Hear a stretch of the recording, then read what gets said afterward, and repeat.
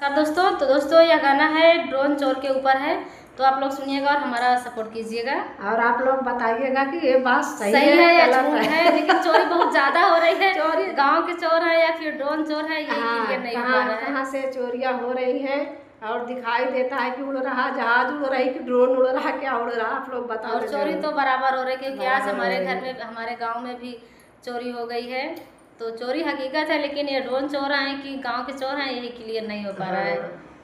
तो सारी रात आप लोग जागा करिए, सोइएगा मत कुछ दिन तक का। तो चलिए आप लोगों को सुनाते हैं।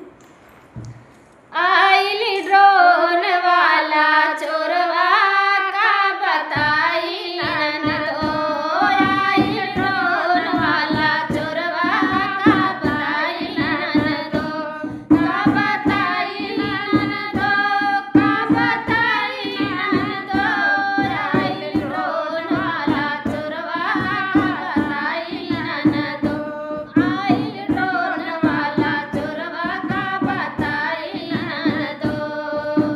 घरही में देखा राहत बाटे पूरा टोला मोहल्ला, घरही में देखा राहत बाटे पूरा टोला मोहल्ला। केहू के हाथ में लाठी डंडा, केहू के हाथ में भल्ला, दादा सोई नाही रतिया का बताई ननदो, दादा सोई नाही रतिया का बताई ननदो, आई बताई ननदो, का बताई ननदो, दादा सोई नाही रतिया का बताई ननदो, दादा सोई नाही रतिया का बताई ननदो, आइल ड्रोन वाला चोरवा का बताई ननदो, आइल ड्रोन वाला चोरवा का बताई ननदो।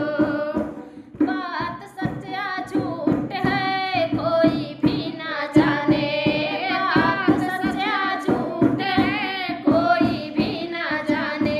आज तक प्रशासन भी इसको नहीं माने, नहीं देता है दिखाई का बताई ननदो, नहीं देता है दिखाई का बताई ननदो, आइल ड्रोन वाला चोरवा का बताई ननदो, आइल ड्रोन वाला चोरवा का बताई ननदो।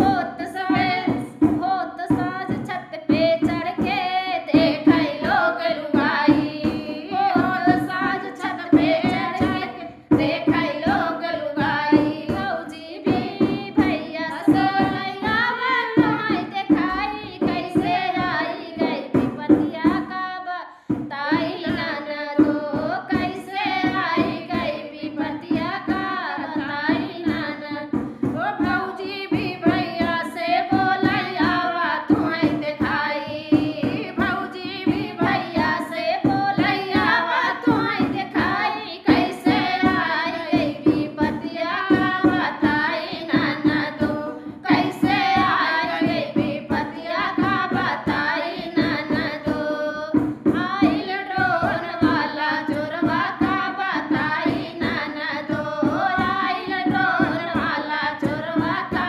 बताई ननदो, का बताई ननदो, का बताई ननदो, आइल ड्रोन वाला चोरवा का बताई ननदो, आइल ड्रोन वाला चोरवा का बताई ननदो।